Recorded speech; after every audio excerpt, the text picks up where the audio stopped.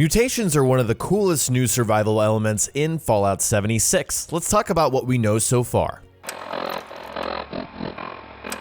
Hey guys, JV here, and today we're discussing mutations in Fallout 76. Be sure to subscribe to my channel for more Fallout 76 videos, and head on over to my Facebook page where we are streaming our Fallout 4 survival mode playthrough live today at 1 p.m. Central. Right after this video goes live, we will be live streaming the game, and we're playing through Automatron, that DLC right now, again on survival. So click the link in the description below to come and check it out. Let's start with a basic overview of mutations, what they are and how they work. We know a lot of this from the NoClip documentary. The higher your radiation, the more susceptible you are to mutations, and mutations affect your character almost like traits. They give you a plus, a positive effect, but at the cost of a negative effect, and can be cured if you don't like them.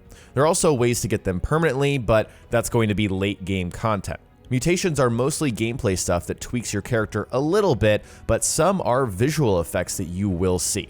Let's listen to Jeff Goodman share a fun mutation that he got in the game. So I was playing, and all of a sudden, when you have a lot of rads is when you're susceptible to mutations, like in real life. And then I got a mutation called Bird Bone, but I didn't realize I'd gotten it, and all of a sudden I was over-equipped, which is always a frustrating experience in a game. And I'm like, why am I over-equipped? And I looked and I had this perk, and it let me jump extra high, but it lowered my strength. So there's a really cool example. It's not super useful, but it's fun. Bird Bomb makes you jump higher at the cost of strength, and he explains the consequence of this. You feel it. Your character, or his character, suddenly was over-encumbered because of the mutation. I love this example because it gives us a pretty clear idea of what the gameplay loop will be like for contracting or developing a mutation from radiation. Here's a hypothetical scenario. Let's say your friend found a really cool location in Fallout 76 and wants you to join them to go and check it out. So you join the game, you hop in their server, it's in a super radiated area of the map, and you're at a lower level, so you haven't really found a good rad suit or any radiation stuff like Rad-X to mitigate that, but you want to go anyways to check it out. You suffer +5 rads every single second, and very quickly, let's say at 100 total rads, you develop a mutation. You get a pop-up notification saying you now have thick thighs. Checking the effects tab on your Pip-Boy, you find that this lowers your AP by 10%, but let's say you run 10% faster. You decide that's not so bad, so you stay in the zone. But, of course, you hit 200 rads pretty quickly, then you develop another mutation. This one shrinks your head, which lowers your perception by 2, but somehow gives you better visibility in the dark. It's daytime, so that's completely useless. You decide that these mutations together are too much, so you leave the area. Now you're stuck with them until you go to a vendor to buy the item necessary to remove them. This was a completely hypothetical scenario, but that's how I imagine the gameplay loop with mutations will work. We also get a glimpse at 2 mutation-specific perks in the gameplay shown off during the panel. Here is Starched Genes. It costs 2 luck and it's rank 2, which gives you the ability to never mutate from rads, and Radaway will never cure mutations. So this lets you do 2 things in practice. First, if you put this on before going into a radiated zone and getting rads, you don't have to worry about getting mutated.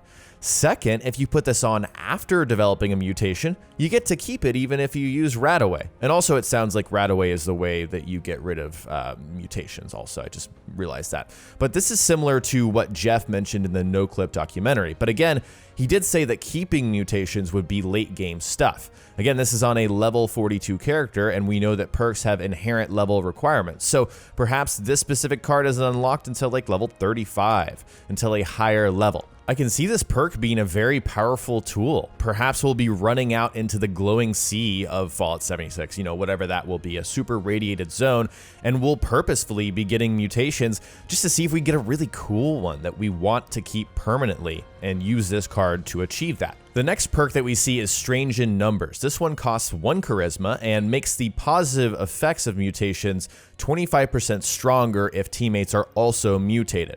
I wonder if this requires all teammates to be mutated or just at least one other person. Regardless, I love how creative the charisma perks are, and these make me wonder which other categories will have mutation-specific cards. I could definitely see, endurance and perception having some too. So here's what we know. Once again, rads cause mutations. The more rads you have, the more susceptible you are to getting them.